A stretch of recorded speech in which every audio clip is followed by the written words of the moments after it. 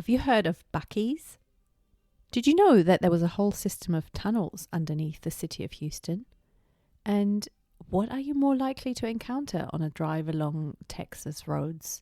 Cows or zebras?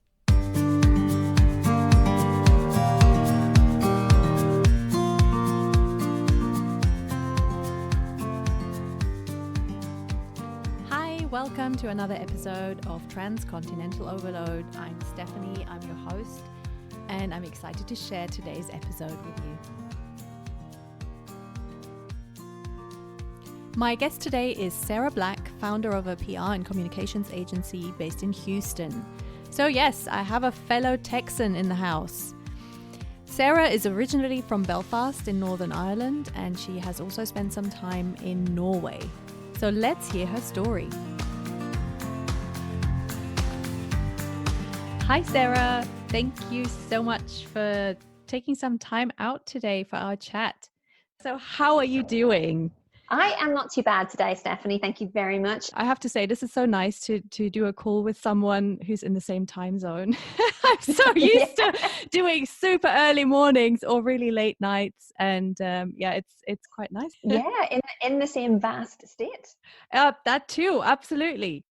How did you end up in Houston, or you're just outside of Houston, aren't you? We are in Sugarland, which for anybody who's interested, that is a real place. I did not make it up. It was founded actually by Imperial Sugar. There's a bit of trivia for today, and we still have part of the original Imperial Sugar sort of factory, and everything is actually still in the city. And they've actually converted part of it into a museum, and it's where the farmers market is on a Saturday. It's all sort of over there, and it's now being developed into a new sort of master plan community. For people outside Texas who don't know what those are, that's where they plan the houses and the retail and the leisure and everything all together. We have been in Sugarland for just over 7 years. We're fixing, as our Texan friends would say, we're fixing to leave. I love very it. soon. And before that, we were in Norway for 2.5 years. So we didn't move overseas as expats until I was 40. Okay, so you were in Belfast all that time? We were in Belfast, Northern Ireland, which is where I'm from. We lived there more or less the whole way through. We've both been away for a couple of years here and there before we met. But as a married couple, my husband and I had lived together in Belfast for our entire relationship up until we lost our minds. And he got offered the opportunity to transfer overseas. And it was one of those strange things where they said, in principle, would you be interested? And he said, oh, yeah, so. And had to sort of have a conversation in principle about being willing to go and get on the mobile circuit without actually knowing where our first location would be. Oh, wow. So that's like really jumping in at the deep end without, and how much time did you have to just say yes? So once the kind of in principle conversation was pretty quick. And then I think within a week of him saying, yeah, you could let my name go forward for that, we knew that it was going to be Norway. Okay. And then I think from him signing the letter that, the contract, whatever it was, to say, yes, I'll go to Norway. We had 6 weeks between that and him leaving. And that we were so naive. I look back and of course you were. We all are. Idea. Yeah. It'd be fun to go and live in Norway. Yes, so of course. I hope it wasn't the deepest winter in Norway. No, it wasn't. Actually, we moved in he went in July and then I moved across in September. So, and actually I loved Stavanger. I still love Stavanger, which is where we were for 2.5 years. And it was an amazing first expat location for people with no experience, because it's quite a small town. Mm-hmm. And so you can get everywhere in like 15 minutes. And sometimes that's 15 minutes on foot. Lovely. It's got amazing public transport. It's incredibly beautiful. And it also has, at that point, and when we were there, had a really tight-knit expat community. Mm-hmm. So you couldn't really walk, downtown for a coffee without meeting 3 people that you knew. Oh, that's interesting. I had no idea. So, yeah. Yeah. So at that point, peak of oil and gas and all the rest of it, it had great organizations for meeting people and great connections. And so in a lot of ways, it was a lot easier than perhaps another location. And I think coming to Houston first would have been really hard. But it was relatively easy to meet people and connect with people. And I was a lot of friends that we made at that time who sort of taught us how to expat. For any Oh, of your that's listeners who handy. know, Yeah. yeah, any of It's your listeners who very know Terry Ann helpful. Wilson, Terry Ann Wilson taught me how to expat. Well, Um, I love it. and amongst others. But it was really great because we made friends with a lot of people who'd been on the expat circuit for years and had lots of tips and tricks and advice, and were just incredibly supportive, Hmm. and lots of different ages and backgrounds. You know, that So makes such a difference to have some kind of support network, because that's really true. When you first embark on that kind of thing, you have no idea how much yeah, support you actually need in your daily life. And sometimes it's, even if you speak the language, but it's yeah. just completely And jeg snakker exhausting. litt norsk. I speak a little Norwegian. I I take love it. classes. That was going to be my next question. How much Norwegian did you learn? So lots of interesting experiences. One of the great things that happened was early on in my time, somebody put out a note and said, look, I can't get to the sort of free classes, which are very intense. I don't want to know that much. Is anybody interested in sharing a tutor? And so there were 5 of us, and we met sort of fairly regularly with this lovely man, and had a really good time, and learned a reasonable amount of sort of conversational. I Hmm. find it a lot easier to read Norwegian and translate it in my head Yeah. than I did speak it. But I do know that it was very much appreciated when I did try. I'm very proud of this. I will tell you, one of the things I'm most proud of in terms of my Norwegian language is that I did some volunteer work with a nonprofit, which is an amazing nonprofit in Norway, which is kind of like the Salvation Army. Hmm. So they run thrift stores or Okay. resale stores, depending on what your cultural Yeah. background is Yeah. you're into it. And I work with our local one, and ended up writing a press release in Norwegian. Oh, that's amazing. Oh, wow. I had a lot of help from the store I'm manager, impressed. Yeah, but but that's fantastic. we sent it out, and so I was the media contact, and I would get Yeah. these journalists who would launch into Norwegian, and I'd have to go, sorry, I can't do that too quick. I love Um, it, but that's really good. it was a Oh. lot of fun, and I learned a lot, and Hmm. probably in terms of learning about the culture and understanding a lot about Norway, that really helped me. So So did that you was know fun. when you went that it was going to be 2 years, or was it open-ended? It was a little bit open-ended, but we kind of knew that generally, in my husband's employer's experience, it was 2 to 3 years Okay. before they move you on, and that at that time, that seemed to be the cycle. And so we knew that it wasn't necessarily a long-term thing, and a Hmm. lot of our friends that we made at that time were kind of the same thing. So it was quite a transitional sort of group, or transient kind of group, I should say. That happens sometimes especially when you are involved with a lot of expats. It's a very Mm. transient kind of thing, and which it has its positives but also a lot of negatives, and it's so probably quite different to your experience than in Houston. But yeah, tell us Yes. how you then got to how the next leg of the journey happened. And so the next leg of the journey was really my husband's boss saying, "Hey, there's a job in Houston. They want you for. Are you interested?" And we said yes, obviously, because here I am. And we didn't really ever think that we'd be here for 7 years, Hmm. which is the kind of limit on how long you can be here on the kind of visa that my husband's on. We sort of thought it might be 3 to 5 max. Yeah. And Oh God, we here all we do are. that. We thought the same thing. It's going to be 2, maybe maximum of 3 years, and we didn't think we'd leave California, and then we did, and yeah, who knows what's Yes. next. So did you So end up getting, you said visa, did you end up getting a green card, or? no, we didn't. So we're at the end of our visas. So we have to leave the US Okay. by the end of May. Oh my We're goodness. actually going to go a little bit earlier than that. At least I'm going to go a little bit earlier than that. Still not quite sure what's happening with him. Hmm. So I'll actually be leaving the States at the end of March, beginning of April. And you're going back to And Belfast? going back to Belfast initially, and then joining my husband wherever the next thing is, because Oh we my don't goodness. 100% know So yet. if we fast forward a year, I'll get you back on here, and then I'll talk to you again. You'll see where I am by then. And then we'll see what happened in the Yes. meantime. So are you Yes. nervous about going back to Belfast, or are you okay because you know it's not going to be where you're going to be forever? All the things, I think. Mm-hmm. Yes, a little bit nervous. It's been 10 years. Mm-hmm. There's a different side of the road to drive on. Yes. Oh And yeah. I haven't driven back home, although we've been home a lot. I Yes. don't think I've driven in like, 8 years. So I'm Oh, a it's little like bit riding a nervous. bike. You'll be fine. You'll be Um, fine. people listening at home who don't know how Belfast is not that big, and a lot of our roads are Hmm. quite small, and I'm like looking Hmm. for the line, and there is no line. So hopefully that'll go okay. So a little bit Yeah. nervous about that. Excited to see lots of people. I'm excited. I'm not quite sure, a very keen hill walker and hiker, and that was a big part of my life back home, and it was a big part of my life in Norway. And then I got to Texas.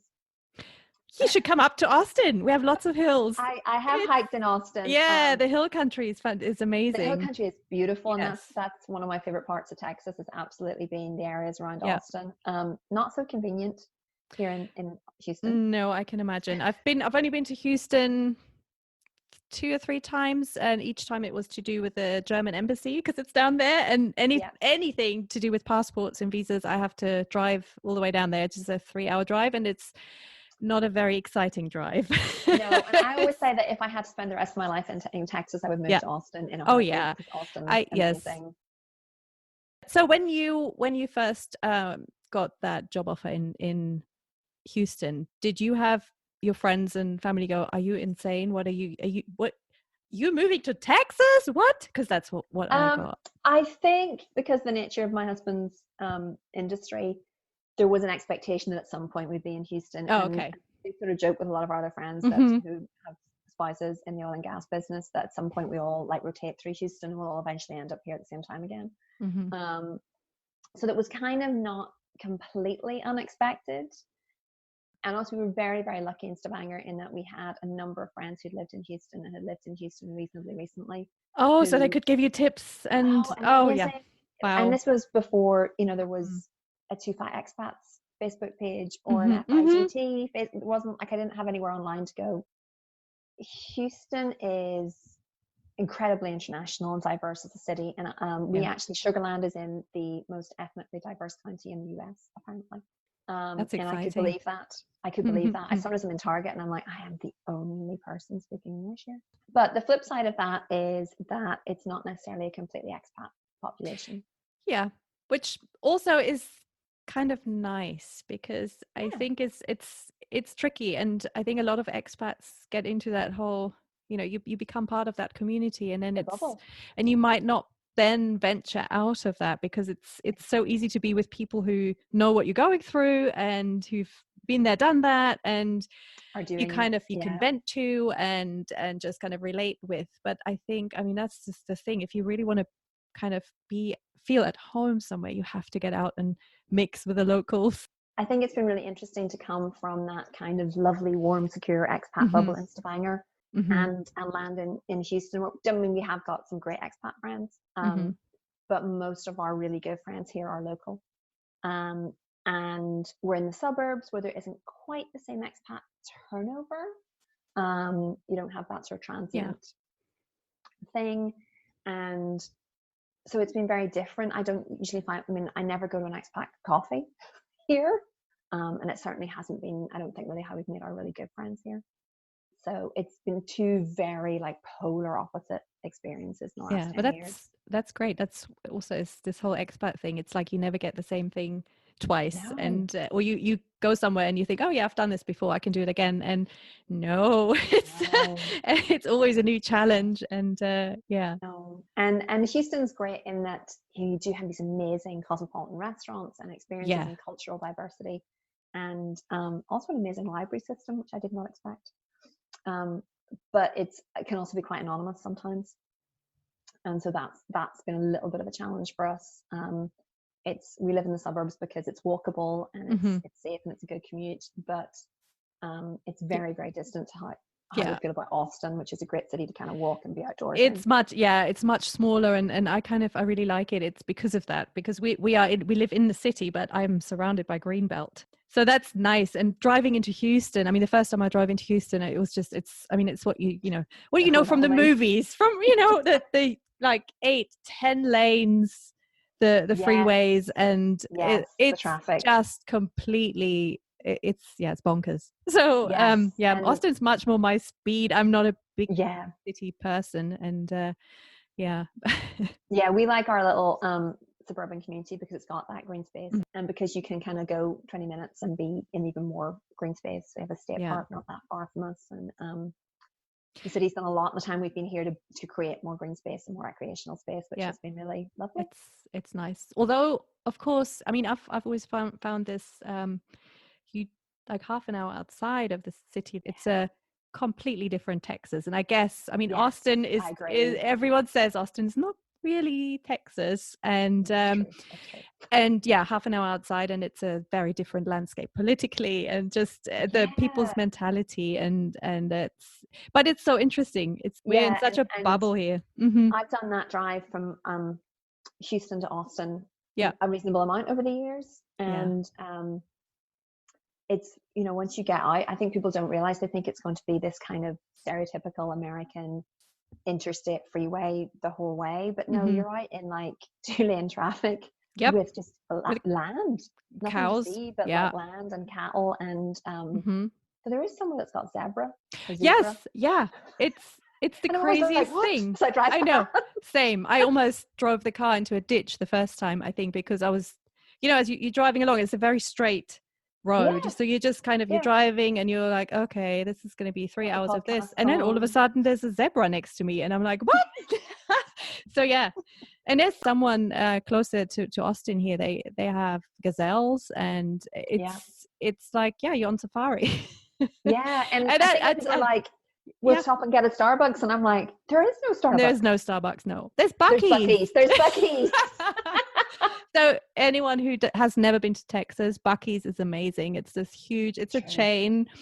It's what is it? It's like you can get It's your like a you can get really big gas station or yeah, petrol station, for those of you not speaking yep, American. And it's, I mean, we're talking about like 20 something, 40 something pumps yeah. for fuel. And then it is a huge store with food and memorabilia and merchandise and the cleanest bathrooms The that you will best find bathrooms. Everyone talks anywhere. about the bathrooms. You have Yeah, everything there. I find it's yeah. like you can get whatever kind of takes your fancy, and Camouflage gear, food. dog toys, Yep. food, hot food, cold food, all kinds of not Yeah. very Oh my God, healthy this is food. we're just producing an ad for Buc-ee's. You realize that? This is hilarious. But it But is, it's a big cultural thing yeah, here. it's huge. Yeah. And yeah, we always kind of have to buy something, and you should always allow for at least 20 minutes to half an hour, because that's, you Because will it takes you that not long to get get from the out. parking lot through the bathroom and That's back true. out again. That's how big That's this place true. is. But this is one of those Texan institutions, and Texas Yeah. is just such a huge state, and it's representative of that, I think, because Yeah. unless you've visited Texas, you have no idea how big the dimensions are here. I think it's really hard for people to understand how big Texas Hmm. is. Yeah. And even for me, I went to Dallas for the first time last year. Actually, Hmm. sorry, the second time in my life, second time. Yeah. But we were going further into Dallas, and I just remember thinking, we're never going to get there. And it was sort of like a 6-hour journey. Yeah. And people think, oh, Houston, Dallas, that's quite close. Not Hmm. really, No, not so no. much. And, we were on the freeway kind of like, flooring it. Yes. But I find people here are just used to driving huge distances, and they will drive to Colorado to go skiing in the winter, and for the weekend. they're just for the weekend, and it's like a 18 hour drive sometimes, Yeah. but they'll do it. And Yeah. it's for a European, that's it's crazy. Yeah, that's halfway. That's most of the way across Europe. It's just exactly how many countries can you cross in that time? Yeah. It is huge, and it can get, I think, a little bit overwhelming. Mm-hmm. And I sometimes meet new expats, and they just, I mean, I know that one of my stories is that when I Stavanger, we lived in Norway, is a fairly smallish city town. Mm-hmm. And so not an amazingly large grocery store, nice size, regular kind of Mm-hmm. normal supermarket, 4 or 5 choices on my detergent brands. And I find myself in Target in my first week in Houston, and I literally had to phone a friend because I had no idea what to pick Mm-hmm. in the detergent aisle. Yep. And I was just like, I'm going to have a I've little been there. meltdown now, because Yeah. I've heard of all, I don't know. Yeah. Just no idea. And I think that's still something we struggle with a little bit, compared to certainly life in Ireland and then in Norway, with just this huge choices and Mm-hmm. kind of consumer orientation sometimes. When we were in Norway, everything still shut for about a week at Easter, and nothing was open on Sunday. And good luck buying an alcoholic beverage after 5 o'clock on Saturday in the grocery store. And the off-licence had Although closed at 2. have you tried to buy an alcoholic beverage in a supermarket before midday on a Sunday here? That's true. That's also true. So I've Yes, good luck that's with happened that. to me a couple of times where I just thought I'll get the weekly shop in, and then there's a very nice sign in front of the wine shelf saying, Yeah, um, not until yeah, after 12, thanks. no, yeah, you should be Yeah. in church. So, but yes, the huge amount of items to buy and the choice, and it just being completely overwhelmed. I've been there. All right, Sarah, let's do a quick fire question round. Question number 1. What do you miss the most from your home country? I think the things I miss most are the mountains and the seaside and the very unique sense of humour and the banter that we have back home in Ireland. Yep, sense of humour is a little bit different in the States. Definitely something to get used to. Okay, question number 2. What do you love the most about your new country? Tacos, obviously. If you're in Texas, it's all about the tacos. Oh my God, let's not start talking about tacos because we'll still be here tomorrow. Question number 3. What did you not expect about your new country? What surprised you the most? I think probably the most surprising thing to me when I first came to Texas was the size and the scale. Oh, and yes. It is true that everything is bigger than in Texas. Oh yeah, yes. It absolutely is, but it's an amazing experience too, and it has been an amazing experience, and I've often said that I have a sort of slightly complicated relationship with Houston, and that there's lots of things I love about my life here, and there's lots of things that I'm like, nope, no. How, for example, how do you cope with the weather? It's because we're about to go right into summer, right? I mean, that's going to start very soon. No, and yeah. No, the weather in Texas. For those of you who don't know, it's hot and hotter in Texas. And so last week we had 80 degrees one day last week, and then we had 39 2 days later. Yep. In Fahrenheit, anybody listening at home. So, yep. And so it's at this stage of the year, it's all very weird and strange, but we are heading into the warm period of the year. And so in the peak of summer, which seems to run these days from like June to October, we're regularly hitting 100 degrees and high humidity. So it can be 80 degrees, but feel like 100 and something. Also don't know, Houston was built on a swamp. So, so it's hot and it's humid and it's sweaty and it's buggy. And the strange thing is that I find that the first summer was horrific. I was just traumatized by the whole thing. And by the time I got to last summer, where I was thinking, this is the last one, you kind of get used to it, and you do get really good at hydrating and being conscious of the fluid that you're losing and putting it back in. And so I have been, for most of my time in Texas, a shelter dog walker. Lovely. And that is 4 or 5 hours outside.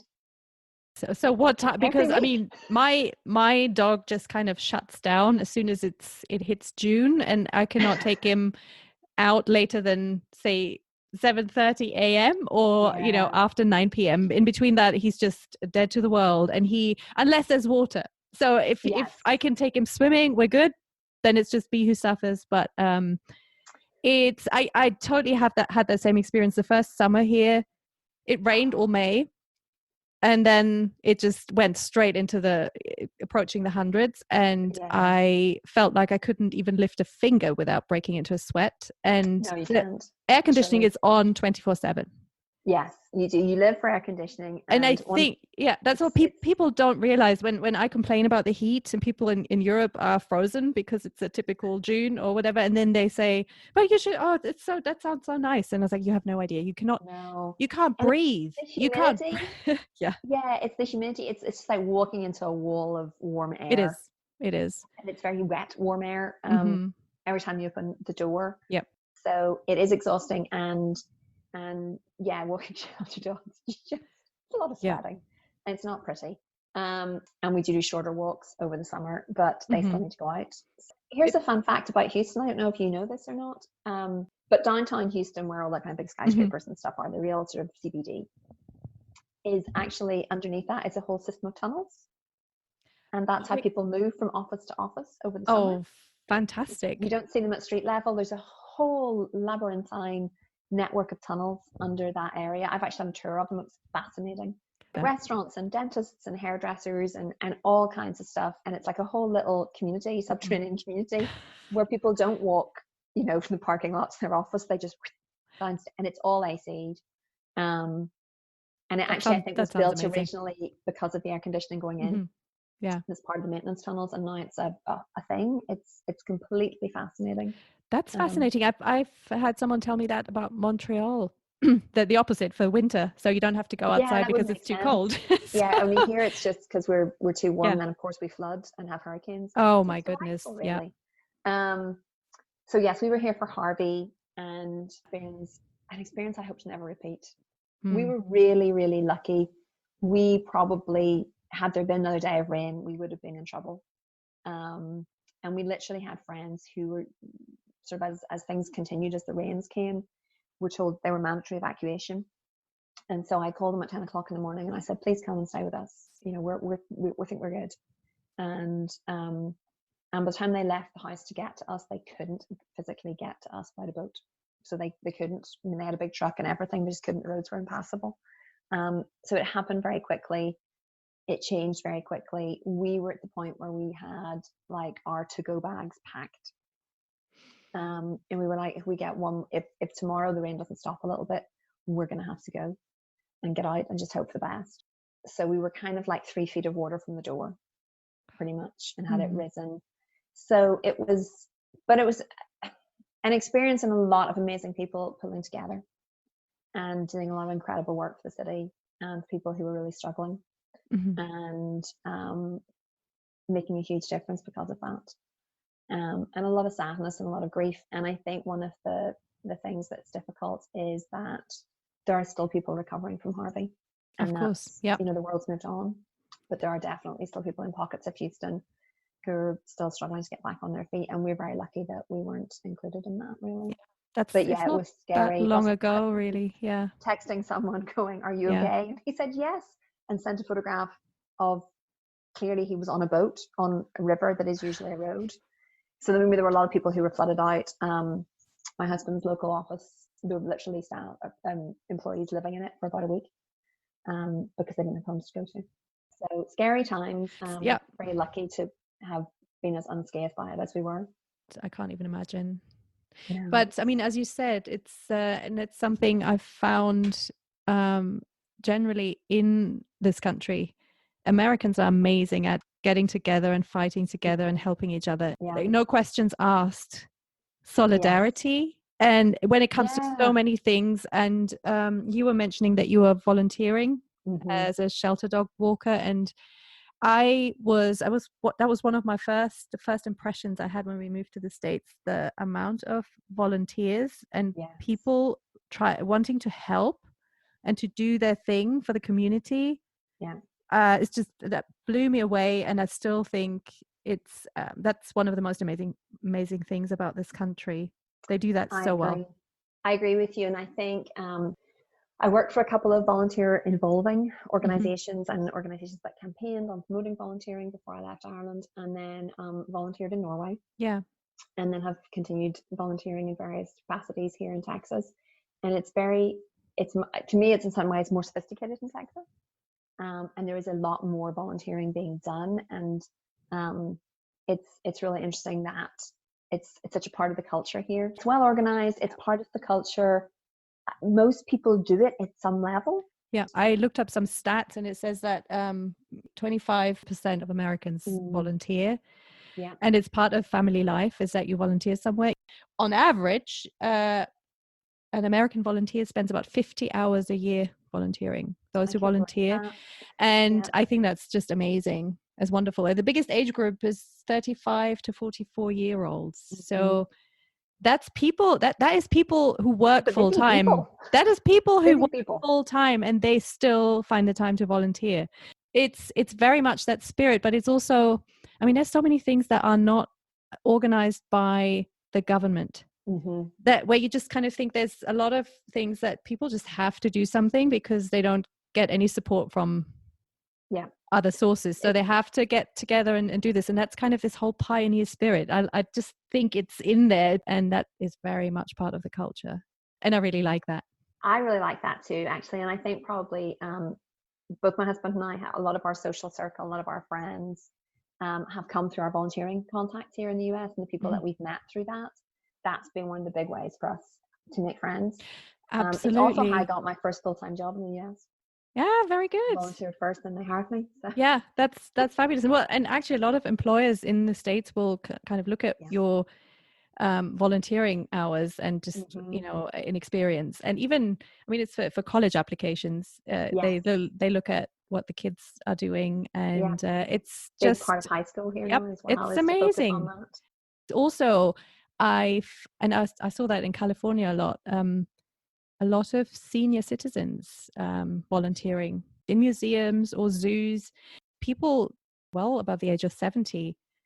And I love that. I just think it's great. And you talk to them and they're just so passionate about what they're doing. And so I really like that. And I think the work ethic here is that people do tend to work longer, and therefore if they're not working, they still feel they need to be active, and maybe that's where the volunteering comes in. But certainly I've met all kinds of ages, backgrounds, experiences, all kinds of things through volunteering and through working with nonprofits that have a lot of volunteers here. And it's been amazing, and a lot of really inspirational people who go consistently over and above to make things happen. Absolutely. And that's especially when you come in as an expat with no network. Some of us arrive and don't have a visa to work, so you have to do something. And it's such a wonderful way of kind of making yourself part of the community. Yeah, if you follow me on Instagram, you'll know that I quite often say hashtag all my best friends are from the shelter, because it's true. And I don't just mean the dogs, and the people. And those too, of course. Yes, and the dogs too, of course. Yeah. But yes, the people, the friends I've made through the animal shelter probably have been really significant to me. Oh, well, I think we're probably getting to the end of our discussion now. I mean, we've given our audience a few facts about Texas they probably didn't know. Oh, by the way, how's your yes ma'am? Do you say that? Good on, yes. Because I found myself saying it the other day, and it just came out without me thinking about it. Mine is yes ma'am, yes ma'am, yes sir. And particularly because I have a lot of public facing responsibilities sometimes with the animal shelter, with adoption and dealing with public and all the rest of it. So I'm a good little yes ma'am, yes sir. And I find myself doing it when I go home to Belfast. People just look at me like, what? Even the Californians are like, no, don't do that. Yeah. Or I did it with somebody from Pennsylvania recently, and they were like, strange. Yes. So yeah, for anybody listening, that's a big Texan thing that yes ma'am, creeps yes in. sir. And do you get Miss Stephanie?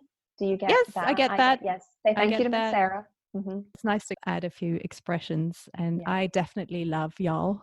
I absolutely do. Y'all. Yes. Well, I think it's a great Texan expression, y'all. Yeah. So you must have really mixed feelings about going back. It'll be a big change. Yes, definitely. It will be a big change. I can't possibly in denial about how big the change. Well, good luck to wherever you get to next. Thank you. It sounds like you've covered a few bases by going to Norway first and then Texas. So yes, I think that's a good mix. Reasonably well prepared for whatever. So yeah, for sure.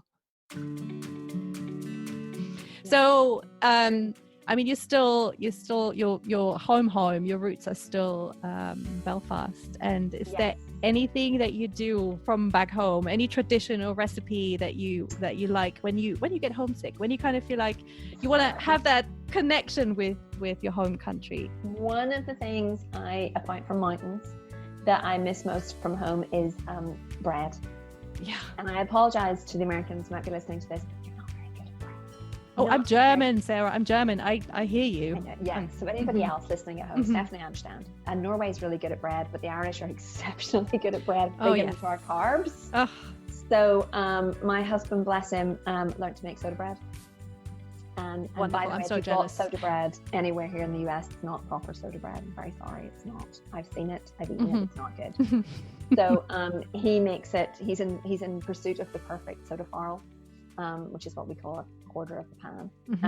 But yeah, he will sometimes make that on a Sunday, and it's pretty fabulous, and it is a real taste of home for me. That sounds amazing. It's comfort food. It's pure comfort food. Yeah, absolutely. Especially bread. Really is. Oh, food from home is the best. All right. So for those of you who want to follow Sarah, you can find her on Instagram, from what I hear. I'm on Instagram as Brown Eyed Gal Abroad. Nod to both my Irish and my Texan. I love it. With a hello to Van Morrison.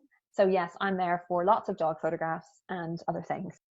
Thank you so much for making some time for me today, and good luck with everything.